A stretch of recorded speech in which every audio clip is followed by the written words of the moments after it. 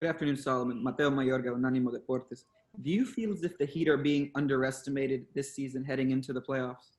That's not something we worry about, honestly. We only can control what we can control. Sorry, and that's the guys in how we compete in practice, our preparation.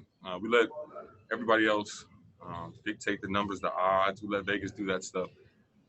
We know in our hearts that we are out here to compete for a championship, and it's win or go home. Hey, Solomon, how are you? How you doing? Solomon, did you see how Jeremy Grant handled his media session yesterday? And I'm just curious not everyone's going to do exactly that, but we know the message is going to be on the jerseys. We know it's going to be on the floor. Does it have to be spoken to by players and coaches while you all are here to make maximum impact for what you guys want to do? For sure. I'm sorry to cut you off, but even by media, no matter who you are, that's a fellow American. We have to look at that as that being your mom, your sister, your daughter. That's somebody that was minding their own business in the comfort of their own home. It's one thing to I had somebody break into my home when I wasn't there.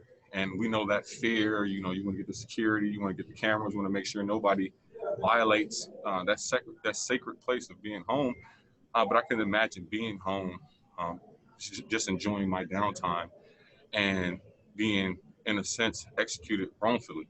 And that justice still hasn't been served. I think, we're kind of blind to it, even the situation with COVID. If it hasn't happened to somebody directly, I think we lack compassion for others. And that's the same situation at hand is we still want justice for Breonna Taylor's killers. And it's crazy how we hold athletes more accountable, after games than we do people that swear an oath to protect and serve. What's it mean to you that we know this is, we can see from the players that, we know this is of maximum importance to players in this league. We get that.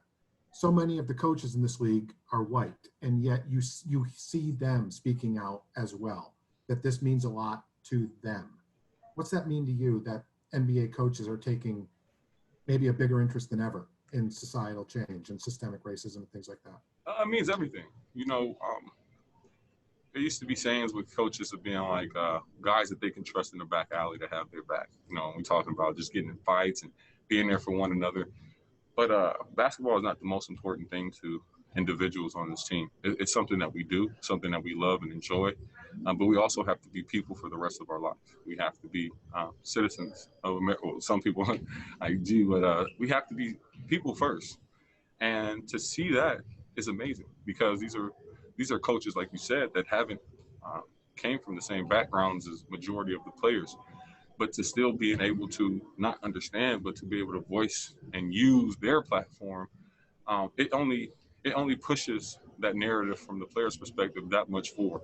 And it's a combined effort. If everybody in the NBA is on the same wavelength, it adds to the collective. Instead of it being 1, 2 guys, 3 guys, maybe even 20 guys, collectively as the NBA, we're showing unity. And we hope it spreads to each and everybody that reaches out and watches us while we're playing in this bubble. Thank you, man. Anthony Chang, go ahead. Yes. Hey, Solomon, hope you're doing well. You chose to wear education on the back of your jersey. What was the thinking behind that choice? Basically from where I'm from. I went to middle school in South Central, and when I look at it and I look at the situation I'm in now, I think about my daughter, and because I've been able to amass a certain amount of money, I want to send my daughter to a certain school in order to have a quality education. Where I'm from, and there's people that go to jail when you want to send your kids to a school in a better area. So when you can't send your kid to a school in a different area, you have to send them to that local school. Even my situation, my local school was Fremont, and a kid got shot not too, I think I was in middle school, right before I was thinking about even attending my local high school. A kid was shot in school right after school. And so we think about when we send our kids to a school that may be underfunded, teachers that are underpaid, we look at the facilities, the resources that kid has. We're already setting up our youth for failure. If we can't get have a certain level of education that we provide our kids Other kids are going to benefit. Any kid at a private school is going to greatly benefit that more than a kid at a public school. But we never push that narrative. We never try to help out the kids in the area. One thing that I've been huge on is I shouldn't have to leave my area of where I grew up in order to find what the world is defined as success. I shouldn't have to, it's always about making it out. It shouldn't be about making it out. We should empower the people of our communities, regardless of where they are. When we talk about defunding the police, we're not talking about, some people are drastically talking about cutting all the funds, but it shouldn't be where the nicest building in my area is a police station. It shouldn't be like that. Kids should be able to go to schools in their area. They should be able to build wealth in their own areas and communities to build that community up. And one basketball question from me. You were with the team just for like a few weeks, I guess, before the season was suspended. What is this, this past week in the bubble, spending all this time with your teammates, what has it afforded you as far as just learning more about teammates, getting more comfortable in the system, and just all that type of stuff? It's been great, man. He coaches a real thing. It really is a real thing. And the ability to play, Coach said it a few days ago that he's been with the Heat for like 21 or 24 years. And I have to think about, I think I was like 4 or 5 years old when Coach first started with the Miami Heat. And to be around people that have been here for 15 years, 20 years, everybody's been here. It's a real thing, and it's a family thing.